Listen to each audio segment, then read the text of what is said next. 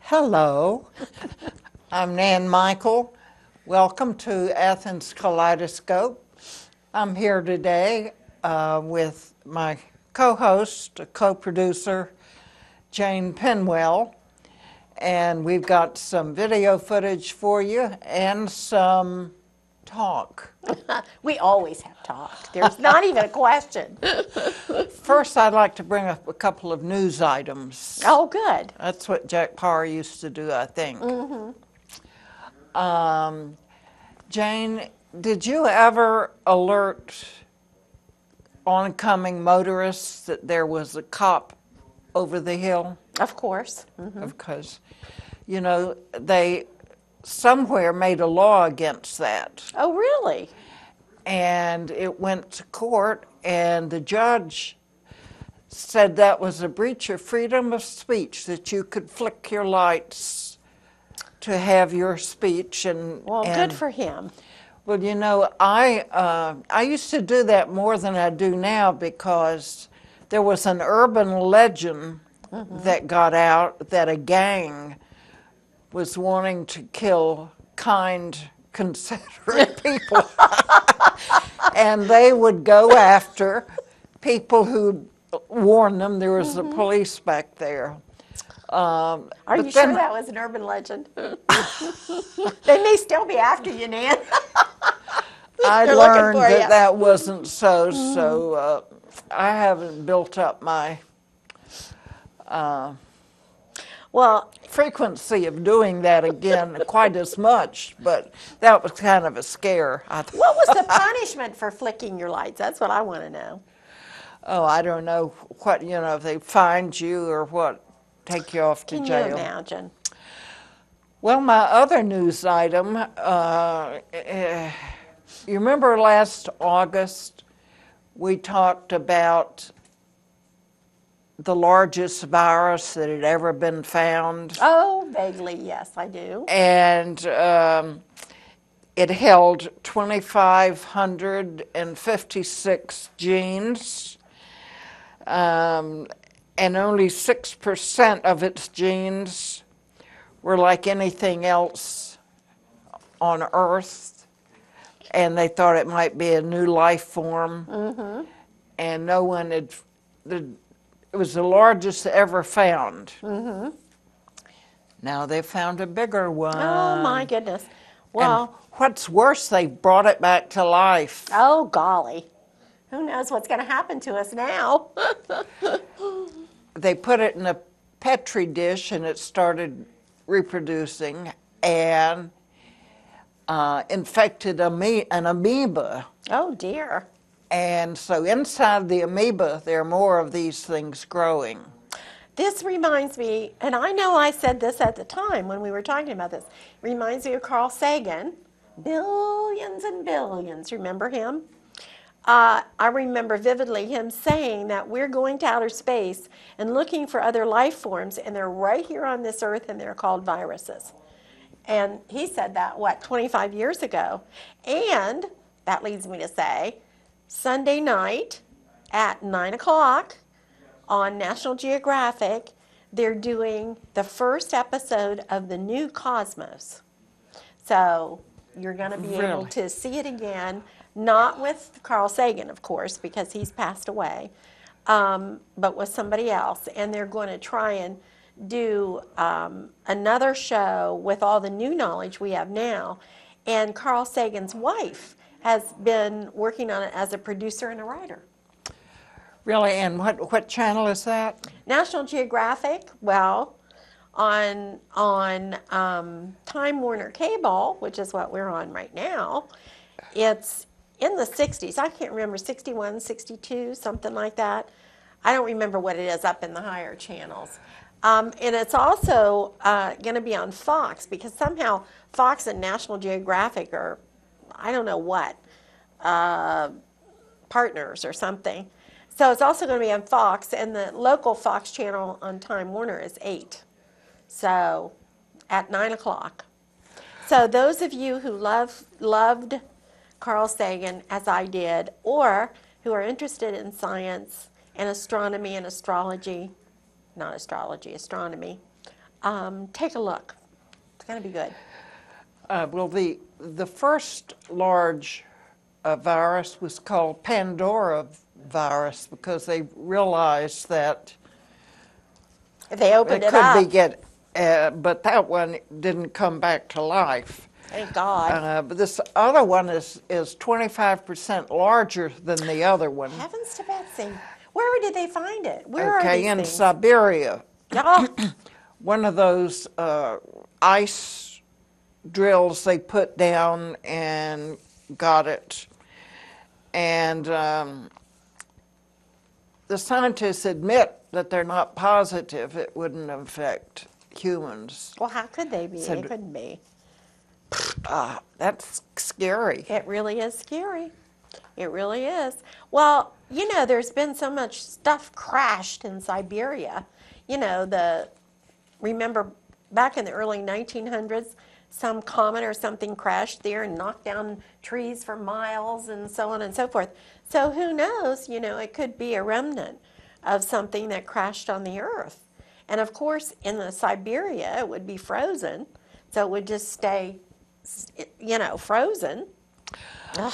Well, something else in the news, I didn't understand it all. Maybe you did. About 3 people wanting to produce one child together. Yeah, and they mixed the stuff up together or something. Do you have the lowdown on that? I do not. All I know is that I heard this out of the corner of my ear, so to speak, you know. That they took the sperm and mixed it all up together, and somehow they didn't mix the sperm up. Okay, I'm sorry, that was wrong.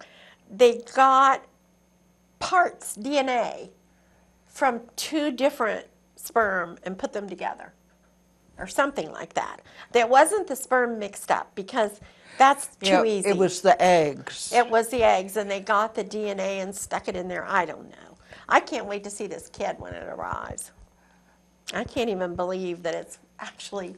Well, they haven't approved it yet, but they're trying to decide what to do. Why can't we just leave well enough alone? You know, there's enough trouble on this earth right now without giant viruses, and you know, it's like, okay, stop. Just take a breather, take a minute, and think about this, and let's not do it. Right. But that's not going to happen, because you know, if anything can be done, it will be. That's the way it is, always. So that's probably, the Romans probably said that. You know, let's just stop. We don't need to build a road to every place on the continent. And I don't think we need Comcast to come in and be a giant antitrust. I read that the antitrust laws really were out of date, that in this new world, I don't know, they didn't say the bigger the better, but it kind of meant that. Mm-hmm. And I had a nightmare. I was at Access, came in at Access and wanting to edit, and there were some people here, and they told me to go home. Warner had been bought, and we didn't have public access anymore. Wow. And I went out to the lot to get my car, and it wouldn't start. Gosh, that was a nightmare. That's scary, scary. Yes. I mean, with one company owning a half of the media, that's right. We're apt to have some Well, that's how it all started. Worse coverage of news than we have now. Well, that's how it all started in the first place. You know, back in the late 1800s or whenever it was, you know, one guy owning everything, and, you know, people said, well, that's not right. And he did whatever he wanted to and got everybody upset. So they created these antitrust laws. Well, then now we've just ignored them. So this pendulum will probably have to swing all the way out, and then it'll come back, and we'll have those again. I don't get it. With corporations becoming people and the antitrust going out, That's right. I don't know what kind of future we have, but that's not cheerful. And this is Kaleidoscope, and Right. we're cheerful, and we're going to hear about Jane's trip to New Mexico, a little more of it, before we get to Before a we're couple done. of videos. Before we're done. Well, we do have a still picture.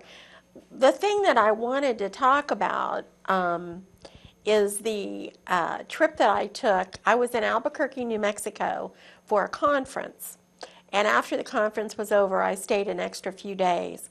And one of the things I did was go to the Indian Pueblo Museum, which is in Albuquerque. And it's built by a group of Pueblos, I think 17, but it might be 19, I'm not sure, all got together and they created this museum. And it's a fantastic place. If you're ever in Albuquerque, you've got to go.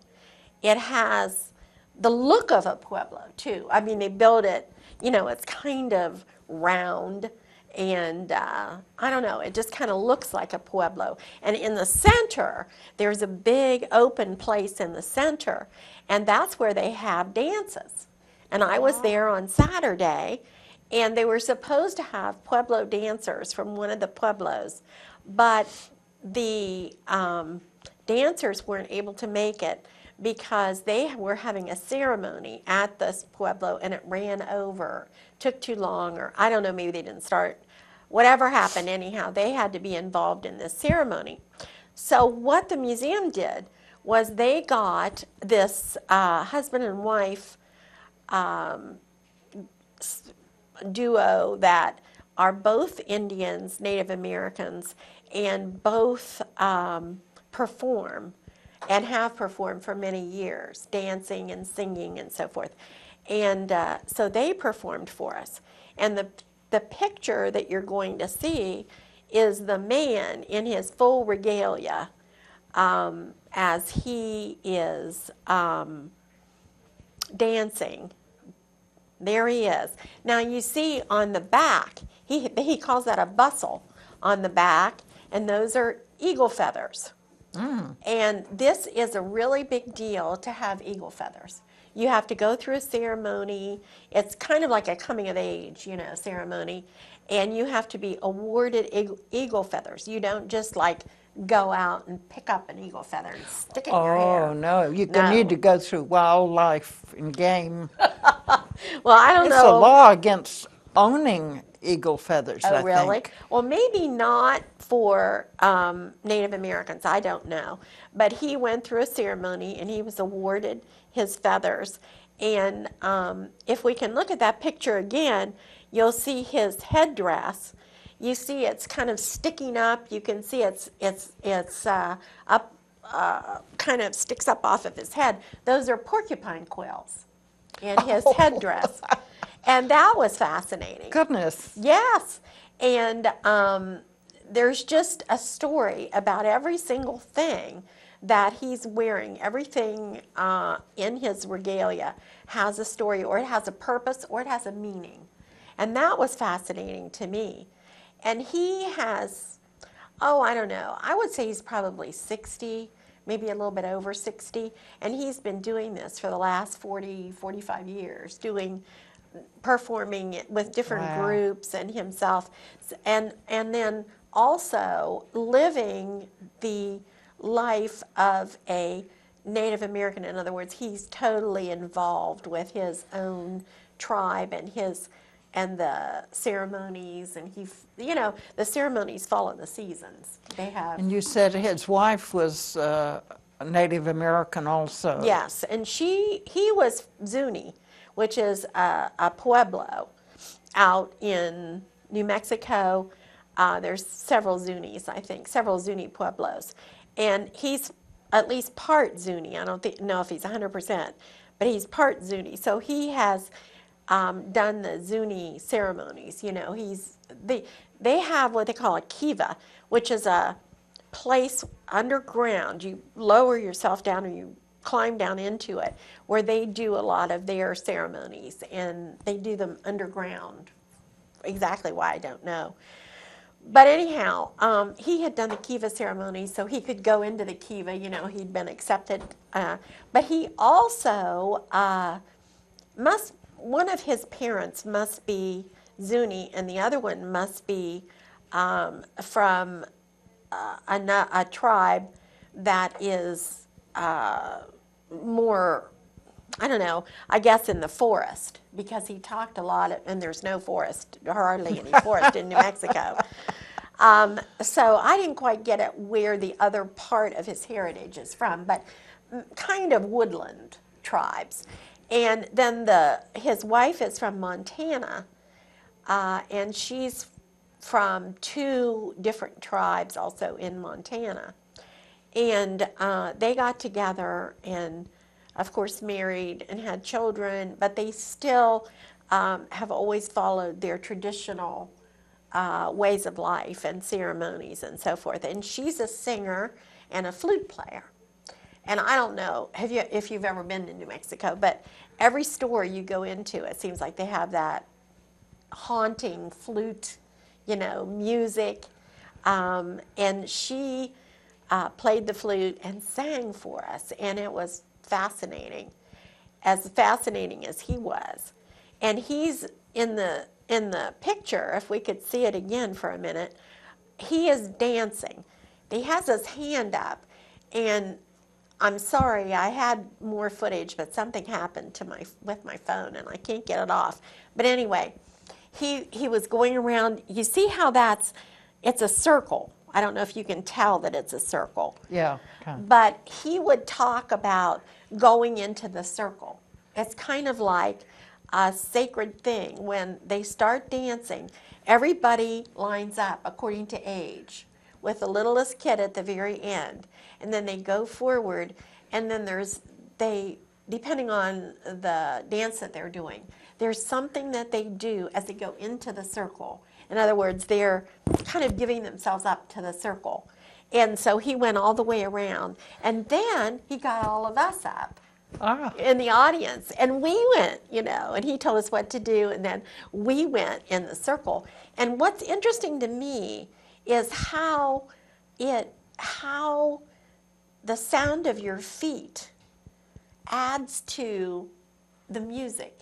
It's almost like the music has evolved to take advantage of the sound of all these feet. You don't dance in the sense of we think of dancing, la, la, la, la. No. It's really just with your feet. And your feet move a certain way. It's almost a shuffle, but you can hear it. And there's I don't know what is on the circle. I don't know what that is, that material, but it really helps. So anyhow, we saw him dance, heard his wife play the flute and sing, and then we danced. And it was just magical. I mean, I just loved it. It was really fun. And I felt like, maybe for the first time, and I've been to New Mexico a lot of times because of a cousin who lives out there, maybe for the first time I felt like, gosh, I really experienced New Mexico. This really was authentic and a lot of fun. So please, if you ever go out to Albuquerque, or you're in Santa Fe, it's only an hour's drive, maybe not even that, to Albuquerque, go to the Indian Pueblo Museum. And another thing we did is we went up Sandia Peak, which is the highest elevation in New Mexico, in a cable car. Oh, that was something. Because, it was February, and although it wasn't cold out there, their winter has been very mild as opposed to ours. It was windy. And as the cable car starts going up, like there's pylons, right? So you go up, boop, boop, you have to switch to the next one. And the cable car is kind of doing this, and the wind's blowing. Some people were not very happy in that cable car.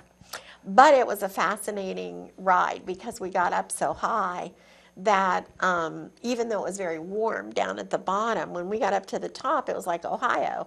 I said, I'm right at home here. Snow, ice, wind, no problem. So we then you go up there, and there's, oh my God, the view is just unbelievable. And you can eat at the restaurant up there. We had lunch at the restaurant, but we didn't do much because it was just too cold and windy, you know. In the summer, if you were there, there's wonderful decks you can, you know, sit out on. You can walk all around, see the view. There's hiking trails, but it wasn't so, it was so cold up there in February that we didn't get to do any of that, but we did see the view. Fantastic. Well, you remember last time we were together, I talked about seeing the men sitting in the pond at the natural resources On East State building, Street. and I didn't have my camera with me, and I thought, well, I'll go home and get it, and I just couldn't do that. But last week, I went and got my oil changed, and coming back down Stimson, I saw this sight. I saw scads of people walking up the sidewalk all together. And I mean, it went over and around the corner, way down there. And I didn't know what was going on, but I did go home and get my camera. So we're going to see what that was all about. Oh, good. Scads of people in Stimson. That's pretty unusual. So, Yeah, maybe we can see that now. so You'll notice on the tape, twice I asked, "What's this for? You know, who are you?" And of course, I don't hear too well, so I still didn't know what was going on till someone some kind clued soul, me in. Yeah, some kind soul clued Yeah. you in. Well, it's one of those things. I mean, I sometimes think people see a group of people and they just kind of join in. Maybe they didn't know. You know, they're just like, well, oh. they all knew. They all had adornment on some kind of tag that identified them. Can we see that? So now they are a part of this, officially a part of this group. So they have to continue marching, huh? Where were they going? Do you know? Well, yes, they were marching for good works. Oh, okay. And they stopped at a vacant lot, and I got some of they were talking using Bullhorn. those bullhorn, yeah. And then they went to the church on the corner of College and I guess Stimson, and had a presentation. Unfortunately, my video camera wasn't up to the whole thing, so. But you do see the line of folks marching. And Well, I have a soft spot in my heart for good works because I donated my old car to them. you did. Yeah, it wasn't worth anything. I couldn't get anything out of it. So I just thought, well, I'm going to donate it. And occasionally I see a guy driving around town in it. So evidently somebody is getting, it's amazing because when I say old, I don't mean 10 years old. I mean 20 years old. And that thing is still going. It's amazing. One of the places we stopped by was a home in the neighborhood that when they had overflow, which they have often, they are part of it, and they help take in people. Oh, that's wonderful. So let's take a look. Yeah, let's see these people marching on Stimson. What's this for?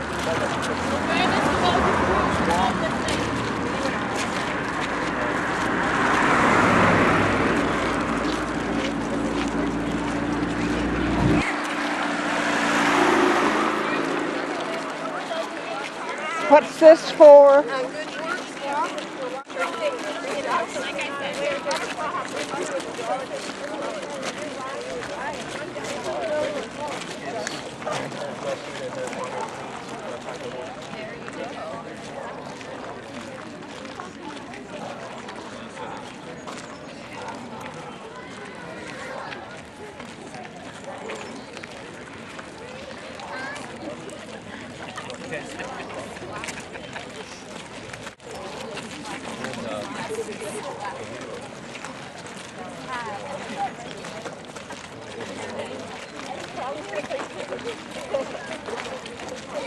Bye.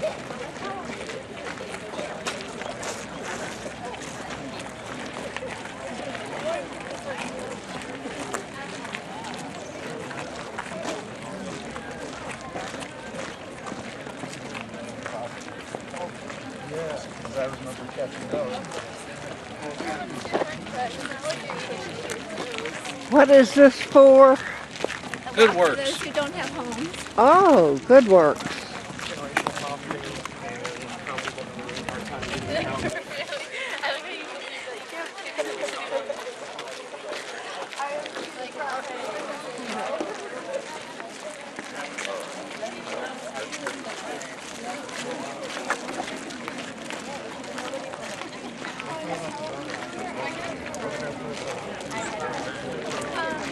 I was thinking about buying like some.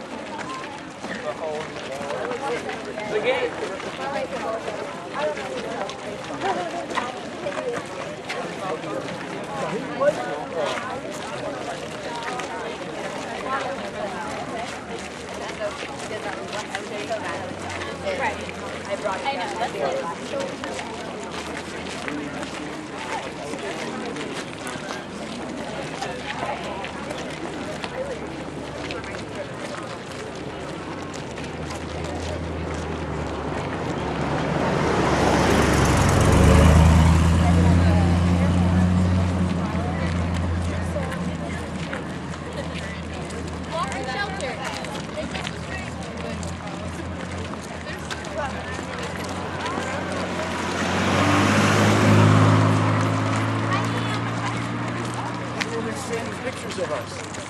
Hi, Nan. How you doing? Do you know that woman?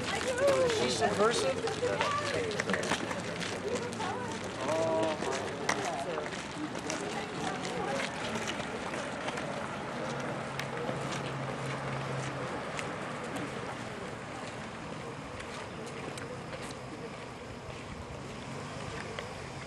Pitch thrown at you and hit you. Well, some of you do anyway.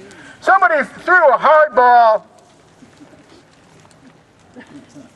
Sorry for speaking while you're there. Somebody threw a hard ball at me recently. I didn't see who it was. Then I saw who it was. I didn't see what direction it was coming from, but it hurt. It hurts, doesn't it, when you get hit by something like that? Yeah. And I began to wonder if someone was out to get me. You ever feel that way? Yeah. I wonder if I should just continue to stand there and get hit. Or maybe I should shield myself. Should I fight back? Maybe I should go out to the store, buy hard balls, and have them with me just in case. It's a little analogy to the reality of doing the work that we do, which is primarily charity, and coming up against people who really make it hard for us to love our neighbors. But before I talk about them, I want to talk about this neighborhood, because this has been a tremendous supporting neighborhood. The people who live around here in the houses in which we operate a shelter, my goodness, I have nothing but gratitude and appreciation for all the people who live in this neighborhood and their support. They're bringing over groceries. They just support us so much, and the work that we do is in part successful because we live in a very kind and generous and loving neighborhood, which I will tell you now is unusual. As I've been homeless in all these different cities, I have not found too many neighborhoods because a lot of times people are governed by fear. But these folks have been generous and kind to us, and for that I am grateful. So some people in the larger community applaud us, and then there are those who don't like what we're doing, and they don't like the people that we're serving.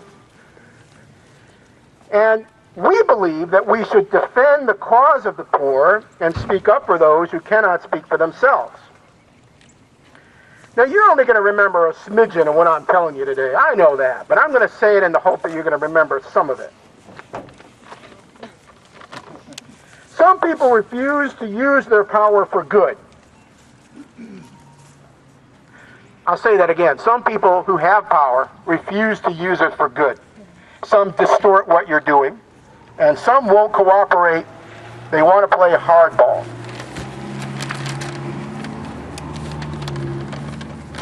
In 2007, GoodWorks approached the city of Athens, requested permission to expand to the house next door.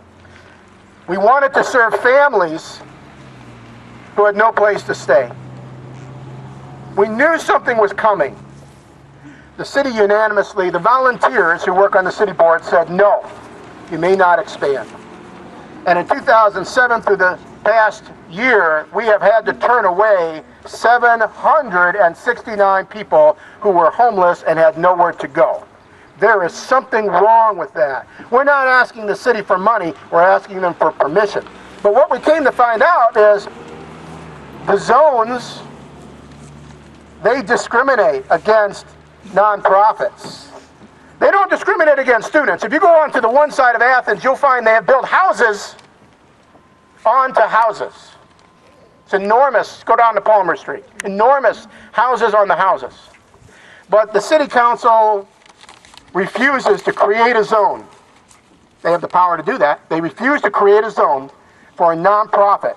So when we went and asked, hey, where could we locate? Anywhere in the city of Athens, you tell us where, because we'll consider moving there. They said there is nowhere you can locate. The zone doesn't exist. There's something wrong with that. When you want to help your neighbors and the law prevents you, there's something wrong with that.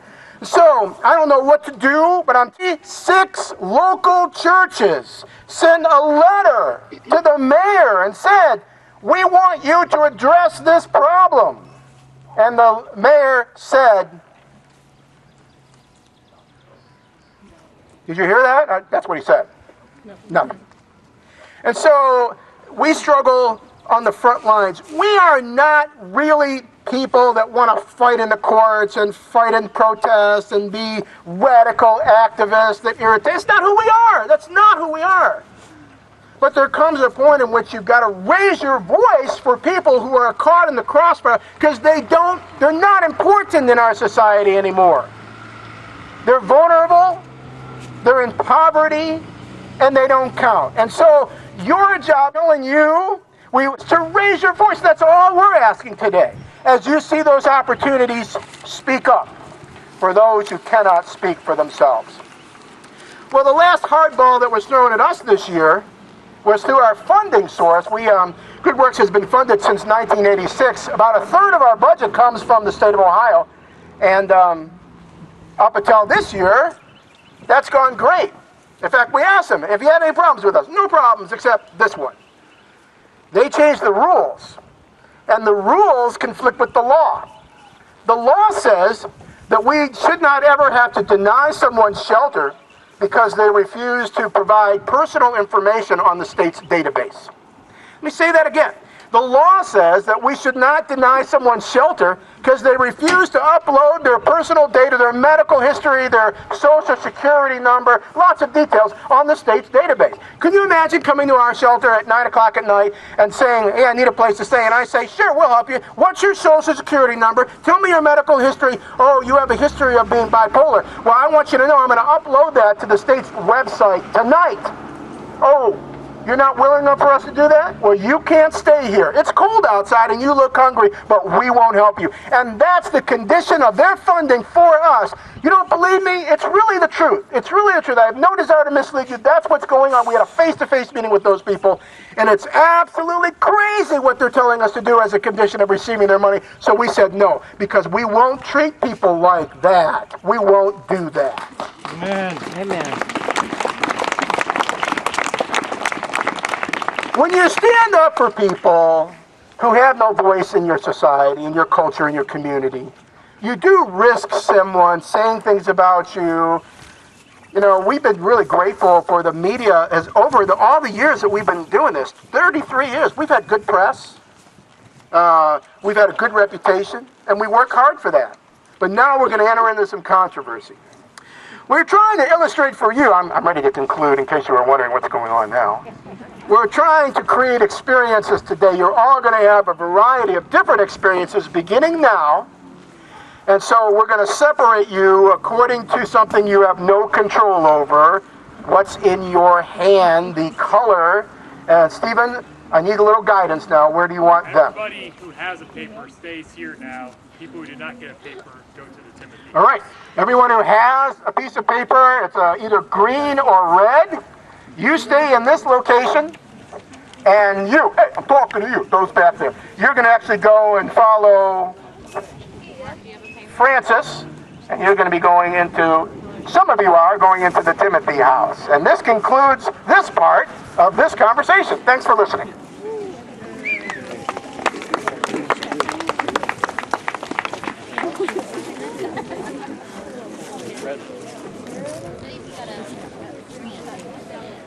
I got green. I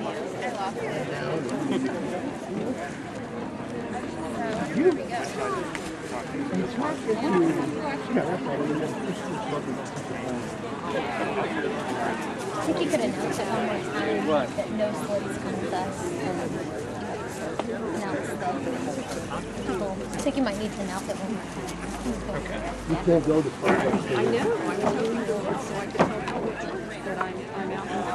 Okay, friends, so if you do not have a piece of paper, you are following Francis. Hold your hand up, friends, and you are following Keith to the Timothy house. That is now. You can head on over, and you will be joining them in the house. You have been granted shelter. Alright, if you don't have a piece of paper, congratulations. You get to go into the Timothy house. Follow us.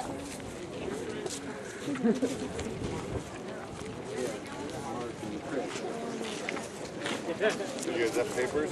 Yeah.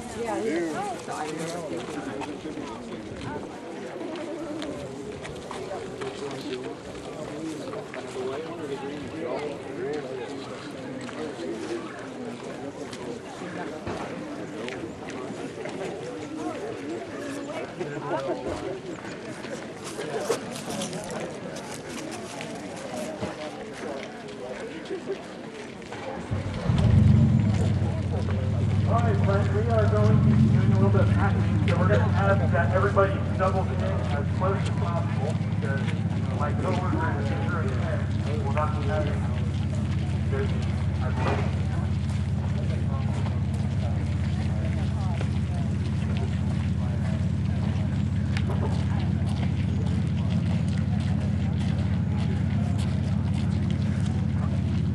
Okay, well, my name is Stephen Mark. I have been part of our community for about a year and a half at the Timothy House. I've been part of the Timothy House for about 3 years now. Welcome. Go on. So, as you found out today, you are one of the 177 people we have had to turn away just due to space, nothing else. Just because we did not have space for you. So, I'm going to give a little bit of background of work at the Timothy House. In 1981, originally opened in hope for people, and since through 2013, the Timothy House of Good Works has been the only provider of shelter to men, women, and children experiencing homelessness in our 9-county service area. We serve 9 counties: Athens, Hawkins, Benton, Meigs, Gallia, Jackson, Washington, Perry, and Morgan. 9 counties. Some people have to drive well over an hour to get to the Timothy House to get a place to stay. Telephone interview, and this is something that we at the Timothy House face every day when we are full, and we might have to turn somebody away. And this is a true story from 2012 when we had to turn away 248 people. That was about the entirety of this walk, 248 people. So, Ken and Andrew are going to reenact this telephone interview. No, I told you. Look, I have asked her 100 times not to talk to the kids that way. It's not... Look, I'm just going to call the shelter, all right? We got to get out of this place. Good work, Timothy House. This is Andrew. Hi, Andrew. This is Ken. Is this the homeless shelter? Yeah, we are a home for people without homes. Okay, well, we need a place like that. Okay, Ken. Well, how many people are you requesting shelter for? Okay, well, there's my 4 kids, my wife, and me. Okay. And Ken, can you tell me what happened that caused you to not have a place to stay? Sure. We were living in Lancaster for about 2 years, and while we were living there, the landlord got foreclosed on by the bank, and he told us we had to move out. Well, I didn't have any place to go, so I called up my dad, and he said we could move down there with him, and we've been staying here in Meigs County now for, about a couple of months anyway. But we don't get along with my stepmom, and we got to get out of here. So can you help us out? Okay, Ken, thank you for sharing. But unfortunately, the Timothy House is full, and we're not going to be able to offer you shelter. I can offer you other shelter numbers, but the closest one is going to be in Parkersburg and in Lancaster. Parkersburg? I live in Meigs County. It's going to be hard enough getting to Athens. You're telling me you're a homeless shelter and you don't have any place for people to stay? I'm sorry, Ken, but we are out of room. The best advice I can give you are the numbers, and you can call back daily. Call back daily. All right, well, give me those numbers, would you? I'm sorry we are unable to help you. Yeah. All right, thanks. Bye. All right. This is a situation that we face almost every single month, and that we might face many days of the year. I've had days where I've had this conversation with multiple families where we have had to say we have no space, and I'm on the other end of the phone and I have nothing to say, but I'm sorry, there's nothing I can do to help you. Would you like another telephone number? And of the 177 people, there is 55 children included in that. So right now, we have 177 people. I'd like us all just to look around and look at the crowd and think that this is more than a number, but this is people.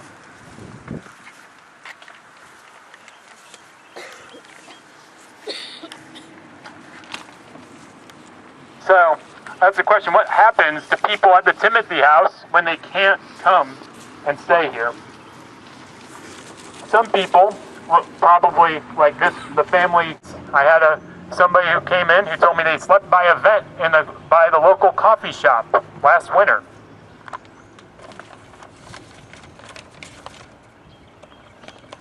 And some people try to make it work by going to stores. Met people who've wandered around Walmart, Speedway for long periods of time. And some people do make it to other shelters. That does happen. So,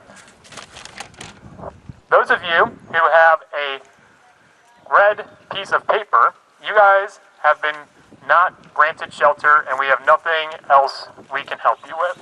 So I'm going to ask you to follow Ken, and Ken is going to take you to get some hot chocolate behind the Timothy House, and Green, you are still going to be staying in the lot. But red people, follow Ken.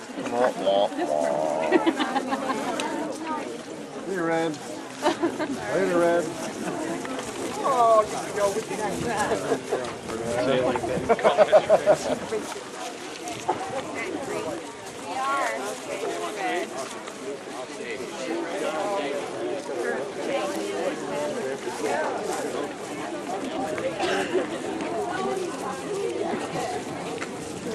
I still got my break. Why can't you? Richmond has children.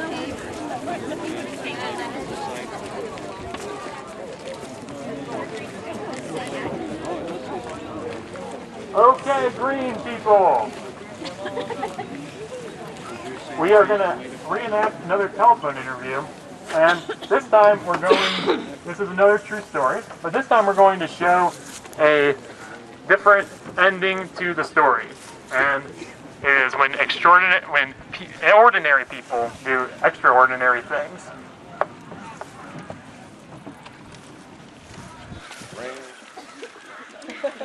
Good works, Timothy House. This is Andrew. Yeah, I heard you had you guys could give me a place to stay. Yeah, we are a home for people without homes. May I ask your name? My name's Mike Harbrook.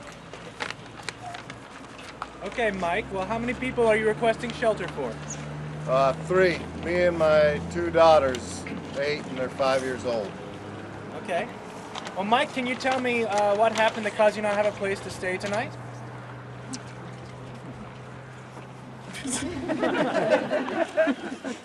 Well, me and my 2 daughters have been living with she's my wife now. My daughters are from a different relationship, but we've been living with their parents, and I'm a general contractor. Well, my transmission went out in my truck a couple of months ago, and my wife, I guess she's just had enough. I haven't been able to get back to work because of the truck being broke down. She's had enough, and she's kicked us out. We've got to go. I've got no place to go. Okay, Mike. Well, unfortunately, the Timothy House is full, but there is a host family in the neighborhood that is willing to have guests stay at their house overnight, so from about 10 p.m. to 8 a.m. And then when the Timothy House is open, you're able to be over there and get support from the staff. How does that sound? I guess that sounds all right. Okay. Well, then join us at the Timothy House around 4 p.m. at 91 Central Avenue. All right, we'll see you down there.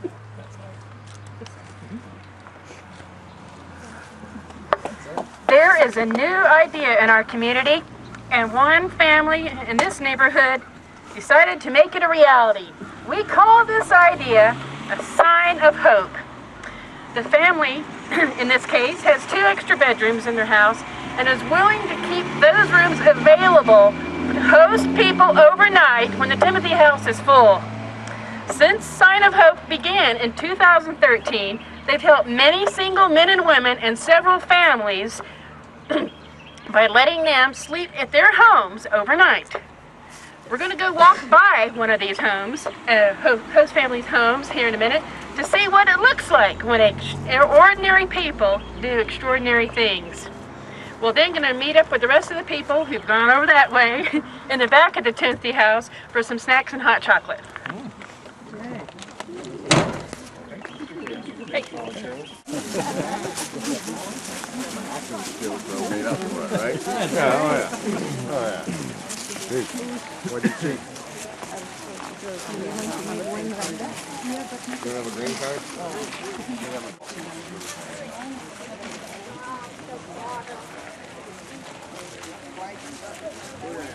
In where?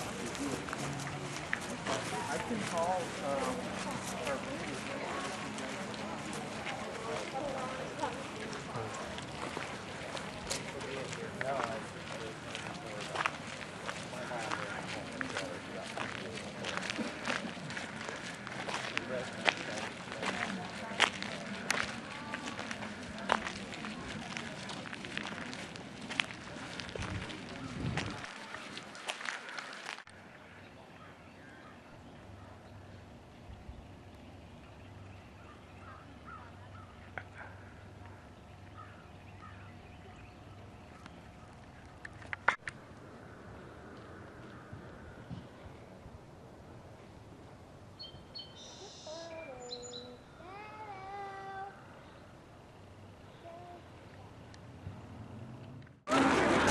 What's this for?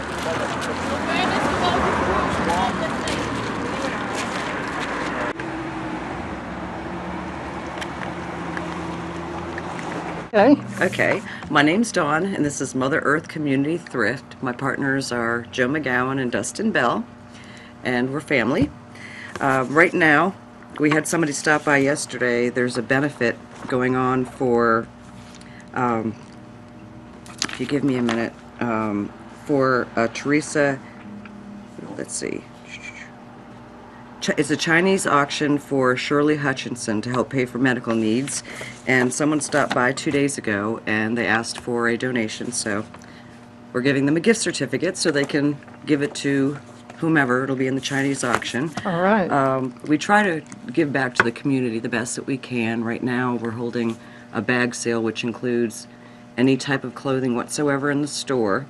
Coats, purses, shoes, whatever, as much as you can fit in one of those giant kitchen trash bags. Wow. We don't care how much you put in. We talk people into taking the bags rather than paying for each piece individually, because you can get a whole heck of a lot more. Our furniture, all of our furniture, we clean and we sanitize. If there's holes to be sewn, we sew the holes. So when you purchase cloth furniture from us, it's going to be clean. The Ohio State requires that you sanitize. This is something that all of the secondhand furniture stores should be doing. I do know the ones within Athens all do it. And as you can see, we've got the sofa there. Everything after it's sanitized should have these red tags on it. I have furniture outside I've been cleaning, and everything in our store is always negotiable. We have items in the back, and if people are looking for something in particular, they're welcome to let us know, and as soon as it comes in, we call them up. They come in, look at it, like it, cool. Don't like it, cool. It's all good. We get our furniture through auctions.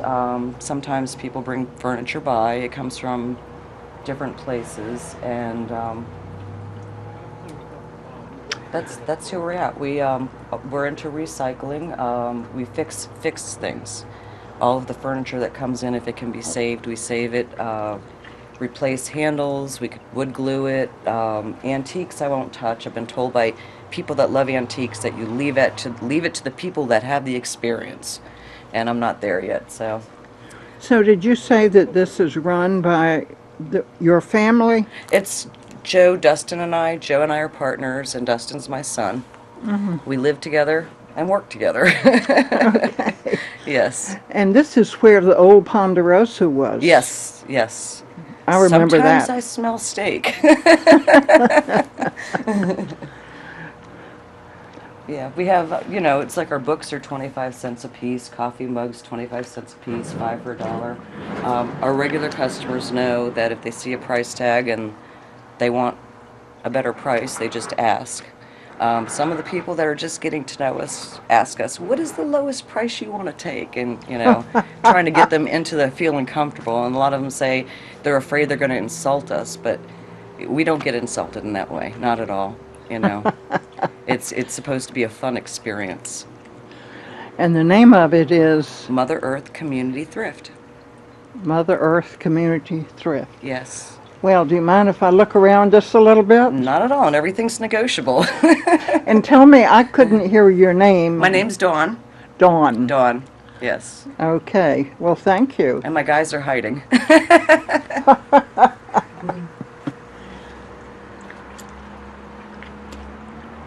Yes, it's good if we can let people know about Shirley's benefit. I didn't give you a date on that. Okay, so what is that? Is it, you said a benefit, but what does that mean?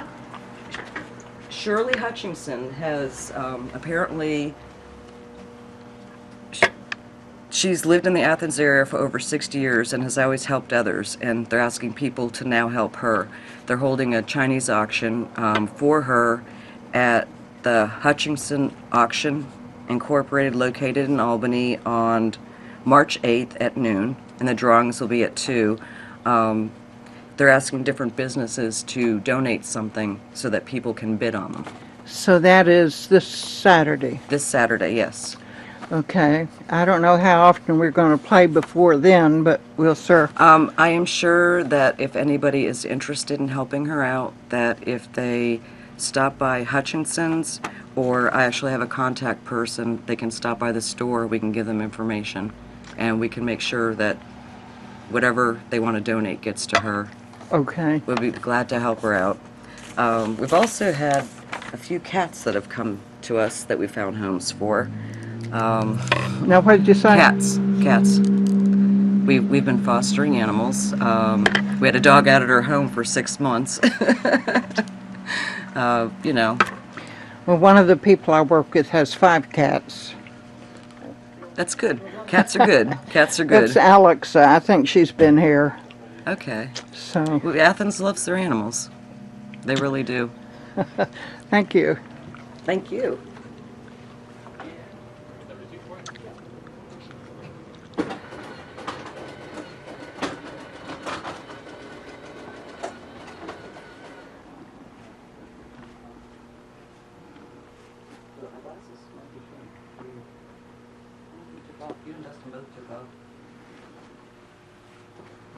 Funny guys.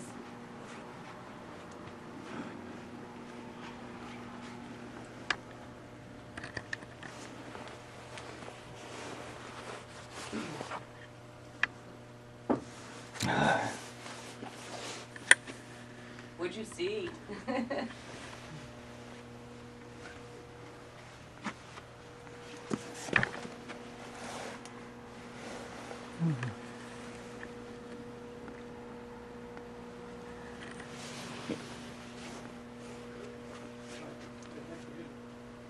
Take care.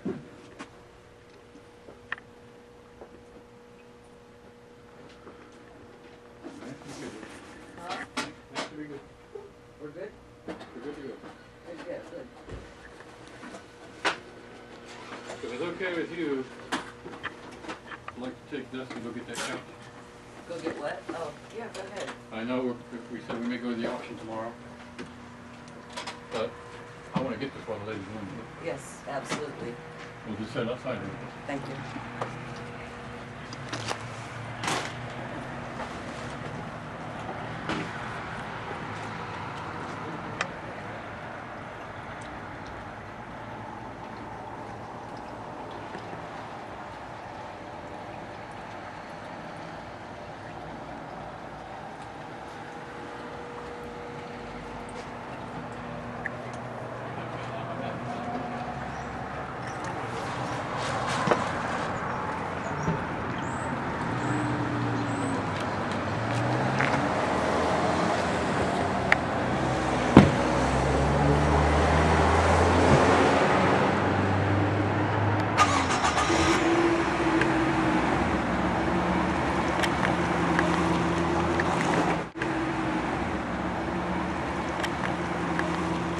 And that was the Mother Earth thrift shop located where the old Ponderosa used to be. I can remember that. Really? And so we have to say goodbye for today. We do. I'm so sorry we have to say goodbye, but we do.